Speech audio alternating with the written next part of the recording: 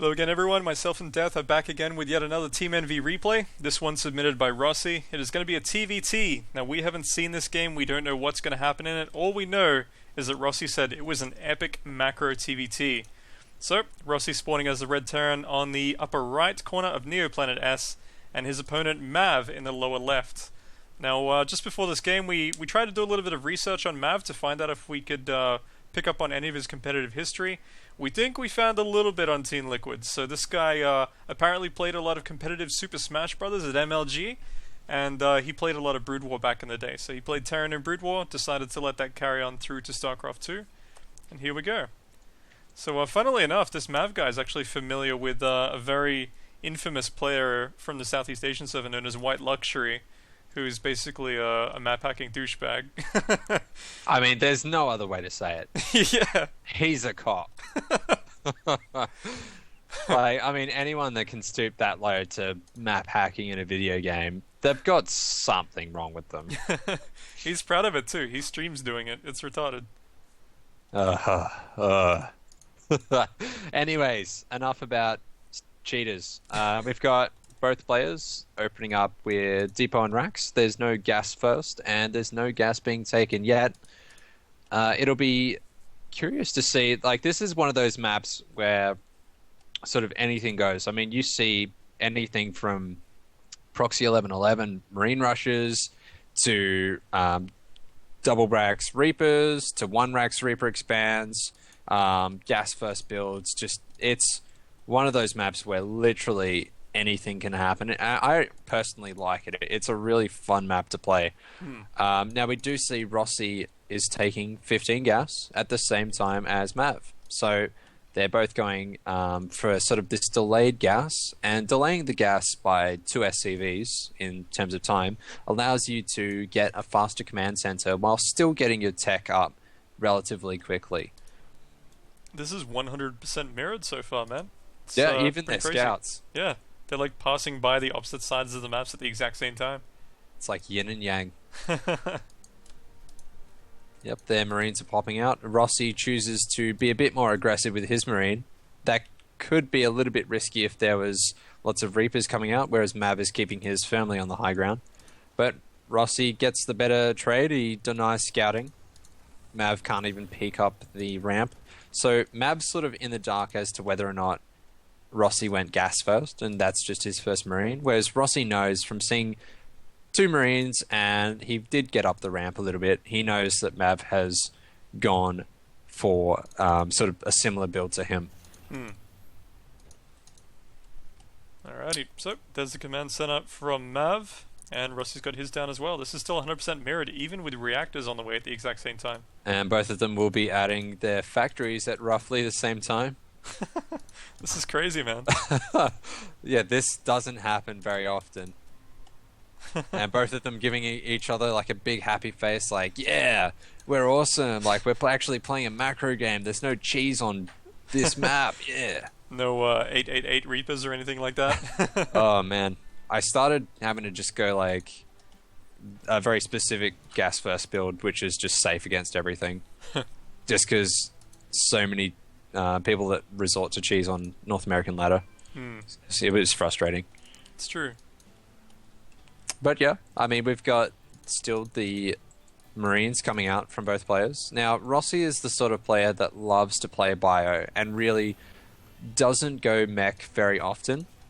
Whereas I'm not sure whether or not Mav is a bio player or he wants to go mech. Now, both players are taking their second gas, so they're not doing any sort of triple orbital builds, and they are both getting some Hellions. Now, these are probably just going to be for some map control.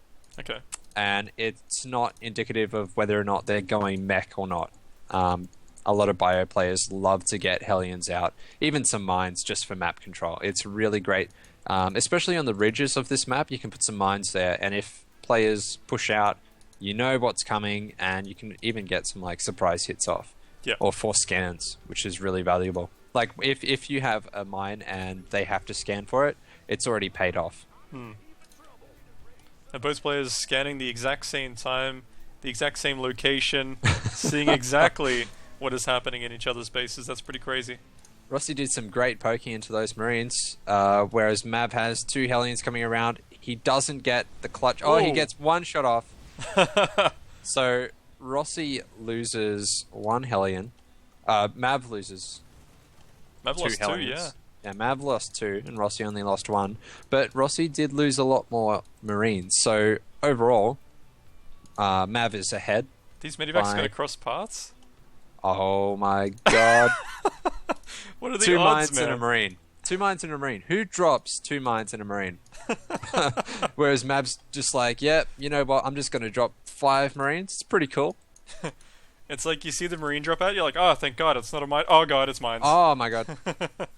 The problem for Rossi here is Mav does have a scan. Say, oh, he doesn't scan. He's just going to come into the main. Rossi's going to see what he can get done here. It's not a whole lot. Mav is dropping the Marines in Rossi's mineral line at the same time. Oh, he just gets the mine before it can detonate. Now, Rossi's actually had to pull his SCV, so this is a lot worse for Rossi than it is for Mav. Yeah. But Mav is going to lose that medivac very quickly and lose all those Marines. He would have preferred to get out with all of those intact. He didn't really get too much more done with those, so that was a little bit of a mistake for him. But he did have to scan to clean up the mine that was in his natural expansion. So it's going to sort of even out now, and Mav is going for the Mech, like I said. It's really strong on this map just because of the architecture of the map and how you're always sort of in relatively small chokes. Now he's pushing in. Oh, he's just throwing Hellions away. I'm not sure how much he's actually going to be able to get done here. The siege tank should have unsieged way before here. That was a mistake by Rossi, but he's not going to lose too much. That was a sick save on the Viking. He picked it up with the medevac just as it was about to go down. That was pretty awesome. Very slick. Mav was just a little bit too overzealous. I think he felt like he had to get more done with those units than he really had to. And now he's in the position where Rossi has map control. He's got the tanks and he can go for a drop if he wants. So yeah. So the worker count for both players very, very similar. 42 versus 39. Despite 7 SCVs being killed by Mav and only 2 by that mine of Rossi just before it was scanned and destroyed. Both players equalizing pretty well. One thing I would say is that Mav playing Mech really needs to get a 3rd command center down ASAP. Yeah. And he's not really on top of his depots as much as he would like. Okay, so he is throwing down a command center now, and he's getting good tank production. But he needs to not make another mistake with Hellions. Like, you really want to be conservative with your units because Mech sort of snowballs.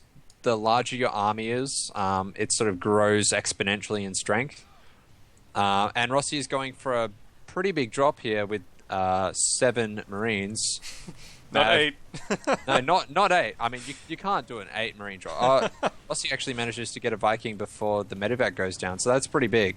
Yeah. Because he could just load up here and fly out free of charge. Ooh, Viking about to pop. Are the Marines going to get out? Rossi can get away, but he doesn't see the Viking, so he's just going to probably lose the medevac as well as all those Marines. Yep. But you know, he got a fair amount done. He killed a few SCVs. He actually got the command center to be stalled, and it's still not under production yet. Mav flying the medevac into Rossi's mineral line now. That was actually a really big stall on that command center. I wonder how long it's going to take before he realizes.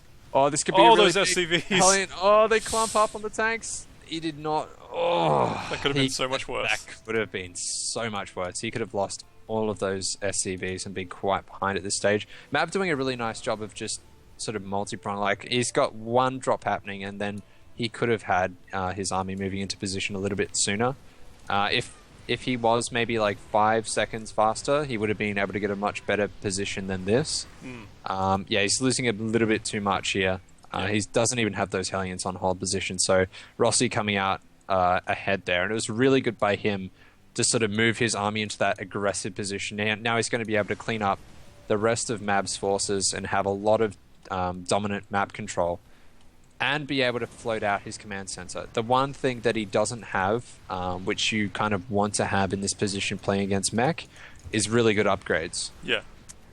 That is one thing that might cause him a little bit of grief going into the mid game, is because, I mean, he doesn't really have that big of an army yet. He's got his infrastructure up, but he doesn't have the upgrades that he needs to be able to effectively trade against this sheer firepower of Mech. He's walking into some sieged up tanks as well. This is a huge mistake.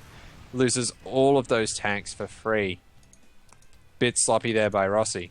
And one of the fascinating things there is how we saw when Rossi went for that 7 Marine drop and managed to kill the Viking, is that that small little event managed to cascade and give Rossi quite a significant advantage in that tank v tank battle, because Rossi was the one who had the Vikings left over. He had the air support to provide those tanks with vision. So it's funny how that small little event actually played a very big role in that battle. Absolutely. It's just the game of StarCraft where these tiny little advantages can actually mean the difference between you having vision and your tanks being able to be superior in a battle and not. It's like the difference of seconds as well, because if he hadn't been in that position when he was, like even if he was 5 seconds too late, it could have looked completely different. Yeah. So both players now taking their third bases. Rossi already with a 4th command center in production. Couple of Hellions in Rossi's third. Mm-hmm. These could actually do a fair amount of damage. A couple of Bioforces are coming in now to clean it up, but he does lose a few SCVs, and every SCV is precious. Yeah.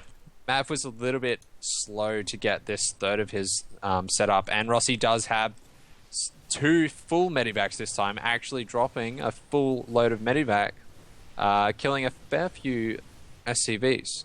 Now, the Hellions do make short work of that drop in the nat, but in the main, he's going to be able to potentially get 2 tanks.